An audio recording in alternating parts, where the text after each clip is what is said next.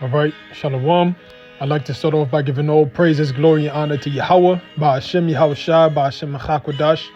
Peace and double honors to the apostles and elders of GMS that give us his truth and all his purity. And salutations to all you occupants in this word throughout the four corners of the earth in sincerity and the truth. I'm the brother Yahweh Sap, and the topic of this lesson, as you can see, we'll be going into World War III. And you see the article, and it's from apnews.com, and the title reads, Russian warships reach Cuban waters ahead of military exercises in the Caribbean. Yeah, so, we're in the times of war. The drums of war are beating, and this is no random matter. This is no coincidence. This is not just, they're just going to be doing some exercises and then, Russia's military is going to go back. No, this thing is going to be permanent. Those warships are going to stay there, and there's more to come because Russia is going to get a foothold. Well, they already do now, but they're going to get more of a bigger foothold in America's doorsteps. Just like America and NATO has a foothold in Russia's doorsteps, they're doing the same thing. Now you got America all up in arms, saying, this is not right and things of that nature. Well, what was the sentiment when America sent troops to Russia's western border, with East Europe, when they sent all those missiles and tanks and aid to Ukraine to help fight against them? What was the sentiment, man? But it just shows you that, these Babylonians, they don't care about nobody but themselves, So, hey, man, this is a prelude, for things which are to come, which is war, World War III.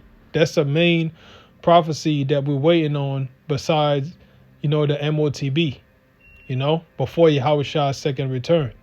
It's World War III.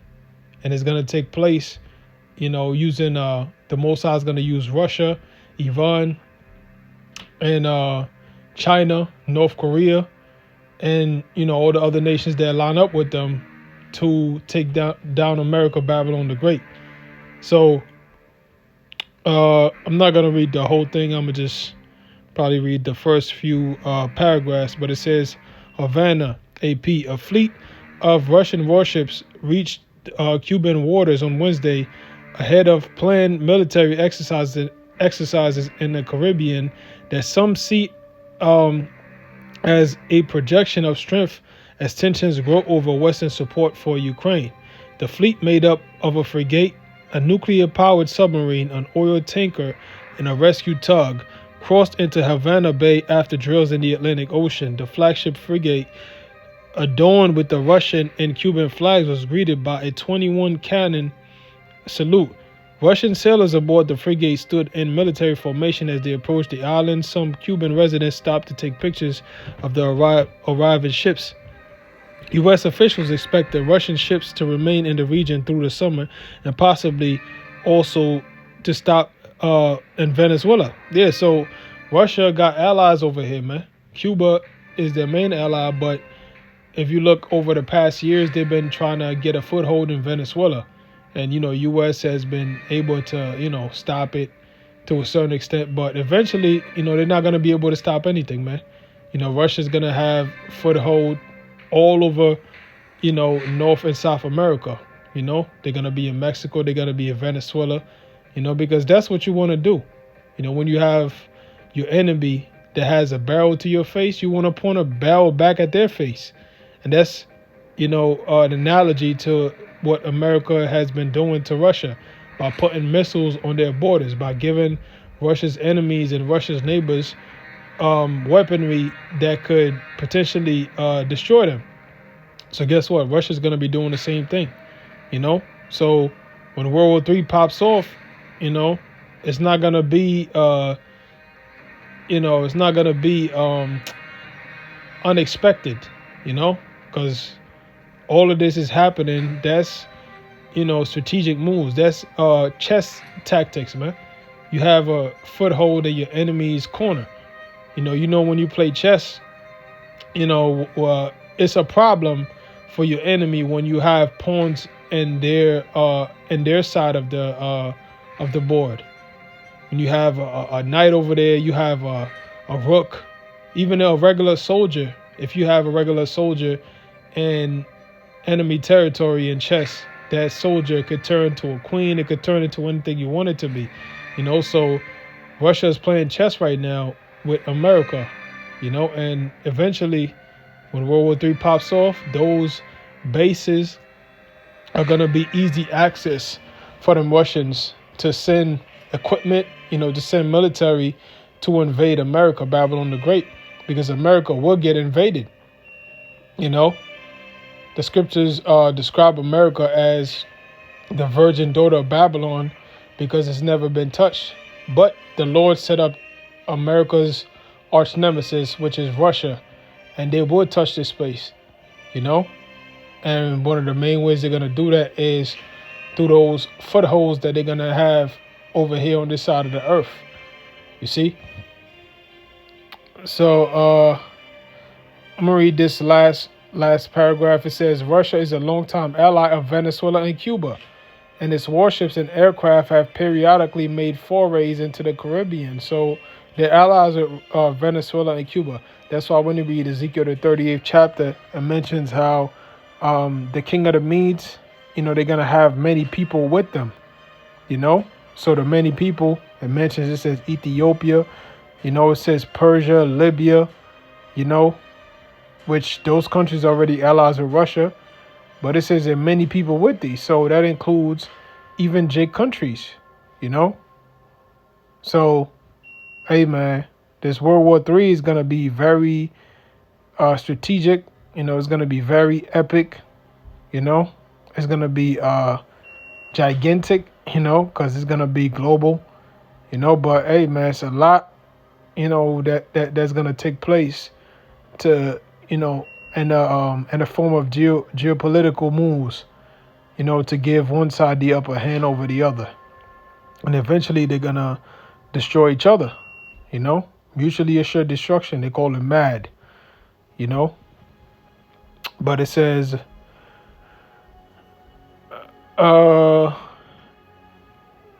Russia is a longtime ally of Venezuela and Cuba, and its warships and aircraft have periodically made forays into the Caribbean. But this mission comes less than 2 weeks after President Joe Biden authorized Ukraine to use U.S.-provided weapons to strike inside Russia to protect Kharkiv, Ukraine's second largest city, prompting President Vladimir Putin to suggest his military could respond with asymmetrical steps elsewhere in the world. Yeah, elsewhere in the world. So it's not just, section to East Europe or, places that America is used to. No, they could be right here in your backyard. Now, boom, you got frigates and, Russian military equipment now in South America and the Caribbeans. Now, what do? So all they could try to do is probably fucking sanction Russia, sanction countries that help them. But it's at the point where the nations don't give a fuck anymore because the dollar doesn't have the same power that it used to. So they're becoming more emboldened to take risks. And that's, bothering these Edomites, the so-called white race over here in America on the western side of the world, But let me get a few scriptures. This is Revelation chapter 9, verse 12. It says, one war is past, and behold, there come 2 wars more hereafter. Yeah, so one world war is past, and behold, there come 2 wars more hereafter. There's 2 more wars, 2 more world wars that's due to take place. And those are World War II and World War III. And World War II already took place. This is Revelation chapter 11, verse 14. It says, the second woe is past, and behold, the third woe cometh quickly. So after World War II, the Lord said the third woe will come very quickly. And we've seen, it come quick, even though it's been longer of a time frame from compared to between World War I and World War II, it's still going to come quickly because when it happens, it's not going to be long and drawn out like World War I and World War II. It's not going to be, 4 years of fighting, and no, it's gonna be very quickly, because now you have nuclear weapons involved, and with those involved, each nation is thinking about preemptive strike. You know, so somebody wants to strike before the next one strikes. And that leads into what? Mad, mutually assured destruction. You see? So the third will come up quickly. And how is it going to come? It's going to come in the form of fire. This is Isaiah chapter 9, verse 5. It says, "For every battle of the warrior is with confused noise and garments rolled in blood." Yeah, so every ancient war was with some type of commotion. Men running to war with their swords up in the air, screaming, ah! Swords clanging, swords clanging against shields, men's getting their guts stabbed, screaming in pain, horses galloping, chariots, you hear the sound of chariots. This is how it used to be in the ancient time. But the Lord said, "But this shall be with burning and fuel of fire." So this is a different type of war. It's going to be fought by fire. It's not going to be, World War III is going to be conventional to a certain extent. You're going to have, you're going to have robots, AI robots and things of that nature involved, but, it's only going to be for so long, And, this is me just speaking as a man. World War III, it could be a few weeks. It could be a few months, where it take place. And then the Lord just pulled a plug and then boom. Missiles get shot off and then boom, Yahweh Shah and the angels return to save his elect. But the Lord said, this war is going to be with burning and fuel of fire. So it's going to be, fought with thermonuclear fire, man. It's not just going to be no regular, just bombs just dropping. That's going to happen too, but it's going to, they have to make an impact. If they want, let's say, example, if America wants Iran to submit, or North Korea, or one of them small countries, you think they're just gonna just keep bombing them, just you drop regular bombs on them? No, man, they got to make a statement. They got to send thermonuclear ICBM missiles at them. But guess what? They're backed by Russia. They're backed by Turkey, So that's going to be a problem for them. That's why the scriptures talk about how Babylon got many arrows against her. Hold on.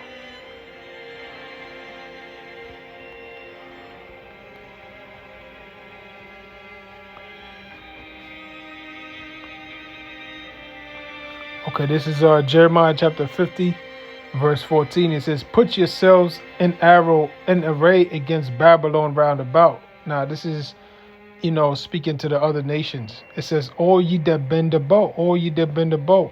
The nations that now have some type of military power, military equipment. Now North Korea has ICBMs, Iran has ICBMs, and so on and so forth. All ye that bend the bow, shoot at her, spare no arrow. So spare no arrows, meaning what? Don't leave none behind. So when destruction take place, the nations, they all going to shoot all their arsenal at America, Babylon the Great. It says, "For she have sinned against the Lord." Yeah, so America has sinned against Yahweh Bashim Yahweh Shah. This is the, so what I'm looking for. It's the worst thing you could do. You sinning against the higher power, the most high, and he's watching everything. Yeah, you done fucked up. You sinned against the Lord, and now the Lord is gonna give vengeance. You see?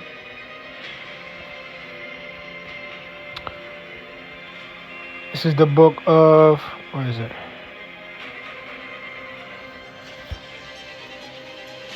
Malachi. Where's Malachi? This is the book of Malachi. chapter 4, verse 1, it says, "For behold, the day cometh that shall burn as an oven." So the day is going to come that's going to feel like you're being cooked.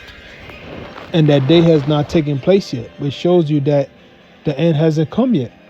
It says, "And all the proud, yea, and all that do wickedly shall be stubbled. And the day that cometh shall burn them up, saith the Lord Yahweh Bashem Yahshua of hosts, that it shall leave them neither root nor branch." Yeah, so that day is literally the Lord is gonna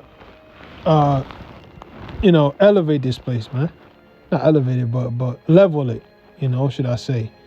No trees, no roots, no nothing, man. Everything that's under the ground is gonna get turned to dust as well. You see? That's why the scriptures say how this place is gonna be a pit, pretty much.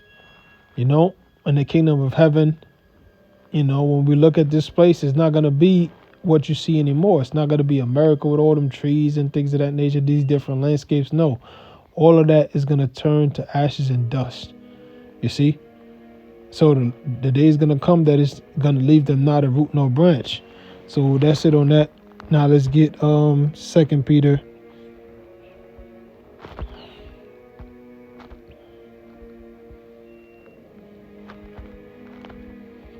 Let's see. This is 2 Peter chapter 2, verse 7. It says, "But the heavens and the earth which are now," right? Because you see the heavens and the earth. You go outside, you look up in the sky, you look around you, you see all these trees, you see all these different elements, these buildings, cars on the street, people walking by, you got stores, you got insects and all of that. Well, guess what? The Lord said, "But the heavens and the earth which are now, by the same word, are kept in store, reserved unto fire, against a day of judgment and perdition of ungodly men." So, hey, everything that you see right now, is preserved by the word of Yahweh Bashem Yahshua to the day of judgment, because that's the only reason why they lasted in the first place. You see? And so that the Lord could bring his judgment and be glorified in the judgment that he's bringing. So, yeah, that's it on that. Now we could get, 1 second,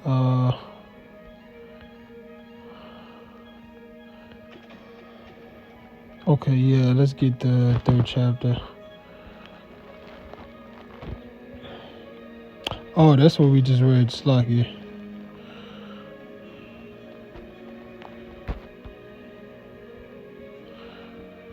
This is 2 Peter chapter 2, verse, I'm going to start at 5. It says, "And spare not the old world, but save Noah, the 8th person, a preacher of righteousness, bringing in the flood upon the world of the ungodly." Yeah, so, back then the Lord flooded the earth, billions of people,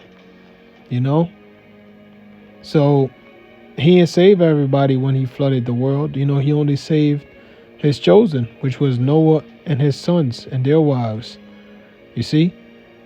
It says, "And spare not the old world, but save Noah, the 8th person, a preacher of righteousness, bringing in the flood upon the world of the ungodly, and turning the cities of Sodom and Gomorrah into ashes, condemned them with an overthrow, making them an example unto those that after should live ungodly." Yeah, so the Lord made them as an example, unto those after should live ungodly. So if you want to follow the same footsteps, you want to follow the same ways, you're going to receive the same judgment. You see? So you can't say that you ain't been warned. The Lord gave you a warning. He gave you a chance. So, yeah, that's it on that. What else we got? Okay.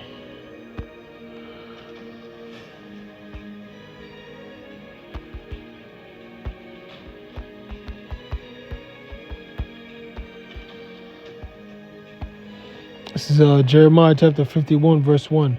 "Thus saith the Lord Yahweh Bashem Yahshua, Behold, I will raise up against Babylon and against them that dwell in the midst of them that rise up against me a destroying one." Yeah, so the Lord is going to raise up a destroying one against this place. The destroying wind is going into what? The nuclear destruction. You see? Because not only the fire going to destroy things, but the shockwave from those missiles, is going to devastate, shit around. It says, and I will send unto Babylon fanners that shall fan her and shall empty her land, and for in the day of trouble they shall be against her round about. Yeah, so Babylon got fanners, you know, that are sparking up the flame, you know, which those fanners is going into those nations with nuclear capability, you know. So the Lord said, I will send unto Babylon fanners that shall fan her and shall empty her land for in the day of trouble they shall be against her round about. Yeah, because scriptures say that all your allies, all of America's allies, they're gonna turn against America. Once they see that they can't win the fight. Because not only are they gonna be fighting against each other, and it's gonna worry them, but guess what? Yahweh Shah is coming back. Yahweh Shah is on his way. So that's the main issue they have to worry about. It says, verse 3, it says, against him that bendeth, let the archer bend his bow. So who's been bending? Esau, Edom, the so-called white men, mainly America. They've been blowing people up. They've been the ones being the aggressors, man. So the Lord said, against him that bendeth, let the archer bend his bow. So you've been bending. You've been doing the bending, right? So now it's time for you to get bent. No diddy, Now you got missiles pointed at you. You see? It says, and against him that lifteth up himself in his brigandine. And that's what Esau does. They always talk about how great their military are. They talk down on other nations, Against him that lifteth up himself in his brigandine, and spare ye not her young men, destroy he utterly all her hosts. So when the missiles come down, man, the Lord ain't gonna spare. Anybody that's left on the soils of Babylon the Great, they're not gonna make it. It says, spare ye not her young men, destroy ye utterly all her hosts. Thus the slain shall fall in the land of the Chaldeans, and they that are thrust through in the streets. Yeah, so it's gonna be a lot of dead bodies, man. We talking hundreds of millions of people dead within a matter of minutes, if not seconds, man. So it says, thus the slain shall fall in the land of the Chaldeans, and they that are thrust through in her streets. For Israel hath not been forsaken, nor Judah of his power of the Lord of hosts, though her land be filled with sin against the Holy One of Israel. Yeah, so the Lord, he ain't gonna forsake his people. Hey man, the Lord said, I will never leave you nor forsake you, man. So the Lord will always be there for us, man. Even in the midst of chaos, when it looks like it's the end of the world, that's when we're supposed to trust in Yahweh Bashim Yashah the most.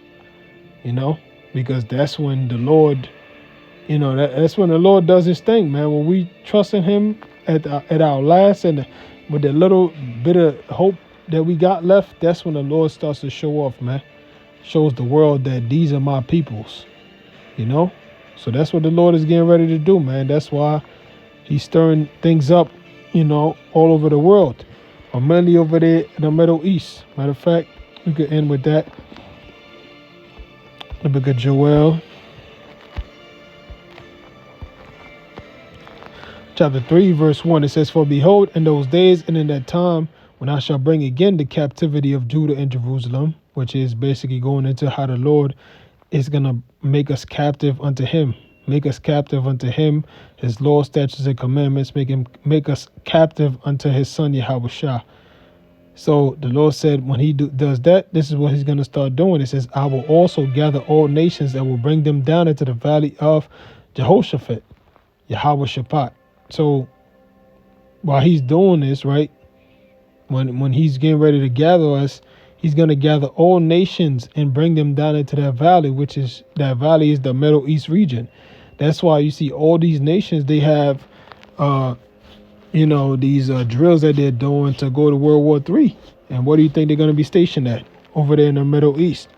You see? It says, and will plead with them there for my people and for my heritage Israel. So the Lord is going to judge for us, for my people and for my heritage Israel. So who are those people? The so-called blacks, Hispanics, and Native Americans. It says, whom they have scattered among the nations and parted my land. Yeah, so they scattered us by the way of the transatlantic slave trade, man. That's why you're able to see us, hey, man, all over the world, whatever country you could name, we over there as a people, It says, and they have cast lots for my people and have given a boy for an harlot and sold a girl for wine that they might drink. And that's what they did, man. They sold us for guns, wines, muskets, you know, watered down wine, watered down liquor, you know. And then in return, you know, the enemy, Esau, Edom, they got us, you know. And those Hamites, those Arabs, you know, they got those gifts. And then in return, Esau got us, man. You know, so the Lord said because of that, he's gathering all of y'all in the Middle East, you see, to judge y'all for what you did to his people and for my heritage Israel, whom they have scattered among the nations and parted my land. Yeah, so they parted the land. You know, they divided it amongst themselves. They said, oh, you Palestinians, you stay over there. You JH people, you stay over there. You whatever religion, whatever, you know, Assyrian, whatever, you stay over there. You see? And that's exactly what they did, man. It says, and they have cast lots for my people and have given a boy for a harlot and sold a girl for wine that they might drink. Yea, and what have you to do with me, O Tyre and Zidon, and all the coast of Palestine? So, hey, the Lord is saying like, yo, what can you do? What are you going to do for me? You know, Tyre and Zidon, those are Hamitic cities. Hamites, so-called Africans. This is in all the coast of Palestine. Palestine is currently inhabited by the Arabs. You know, so it shows you that the Bible doesn't lie. It mentions Africans and it mentions Arabs, you know, selling us for different goodies, you know.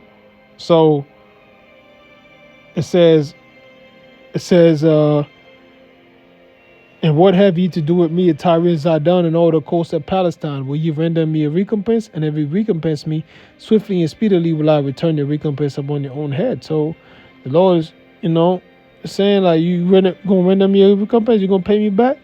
Even if you pay me back, I'm gonna return it upon your own head. So there's nothing you could do that could pay the Lord for the offense that you committed greatly against him, man.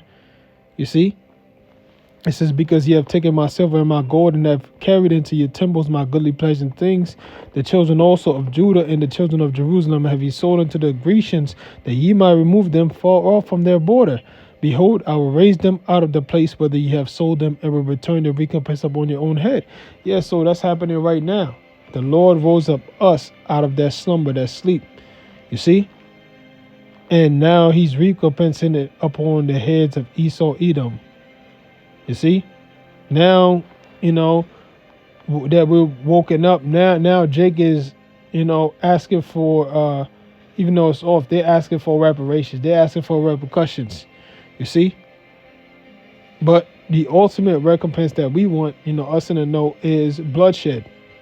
You know, doing what you did to us being done unto you. We don't want no amount of money. We don't want no amount of appeasing, none of that shit. We don't want no 40 acres and a mule. That time has been overpassed. Now it's time for bloodshed. And that's what Esau is scared of. That's why they're doing everything in their power to try to demonize the Israelite movement, because it exposes them and is really the biggest threat that he has against them. You see? It says, behold, I will raise them up out of the place where ye have sold them, and will return your recompense upon your own head. And I will sell your sons and your daughters into the hand of the children of Judah, and they shall sell them to the Sabians, to a people far off, for the Lord hath spoken it.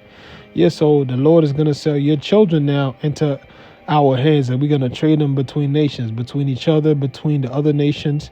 Because, hey, man, it's going to be a precious thing being an Edomite, man, in that time. You're going to be a precious commodity, because you're going to be a rarity. You're going to be dying off so much that it's going to be a rare sight to see an Edomite, you know? So brothers going to be bidding on y'all, man, even amongst the heathens. But verse 9, it says, proclaim ye this among the Gentiles, prepare war, wake up the mighty men, let all the men of war draw near, let them come up. Yeah, so all the heathens, they're all gathering for battle. They got their warships ready. They got everything ready. Their air forces, you know, because over the past four decades or so, these other nations, they've been catching up to America's technology, man. So America, you know, can't really hold their weight against, you know, these other nations, man. They can't even really afford to go to war if they wanted to.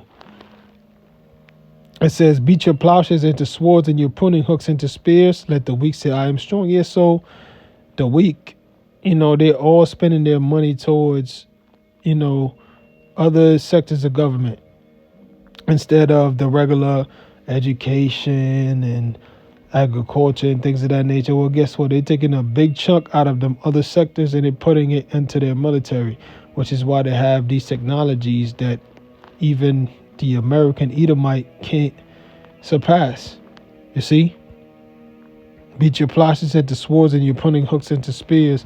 Let the weak say, I am strong. And that's what North Korea is doing. That's what Iran is doing. Them small countries, they're saying they're strong against Babylon the Great. It says, assemble yourselves and come, all ye heathen, and gather yourselves together round about. Thither cause that mighty ones to come down, O Lord. Let the heathen be wakened and come up to the valley of Jehoshaphat, for there will I sit to judge all the heathen round about. Yeah, so, Judgment Day is going to start over there in the Mideast. That's where the Lord Yahushua is going to be sitting on this chariot and bring forth judgment on people. You see? It says, let the heathen be wakened and come up to the valley of Jehoshaphat, for there will I sit to judge all the heathen round about.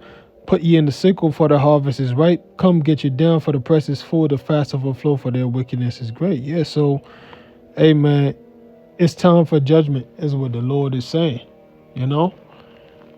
Their wickedness is great. The fast overflow, the press is full. It's time for judgment, man. That's why it says in Isaiah 63, as well as Revelation, it might be the 16th chapter, Yahushua is going to tread upon the grapes, which the grapes represent the people. You see? So that's how he's going to be judging them. It says, verse 14, multitudes in the valley of decision, for the day of the Lord is near in the valley of decision. Yeah, so the valley of decision, the day of the Lord is near, man. So it's going to be multitude. We talking millions and millions and millions and millions of heathens. They said China's military has over 1 million man army. Russia has over 1 million man army. America has 1 million man army. And we're not even talking Europe and all these other smaller nations, man. So it's going to be dozens of millions of bodies over there in the Mideast when the Lord Yahushua returns, and does his thing, man. But yeah, that was pretty much it on this lesson. I hope this was edifying. So with that, I'm going to give all praises, glory, honor to Yahweh, Bashim Ashah, Bashim Achakodash. Peace and double honor to the apostles and elders of GMS that give us his truth and all his purity. And salutations to all you occupation this word throughout the four corners of the earth in sincerity and in truth. Shalom.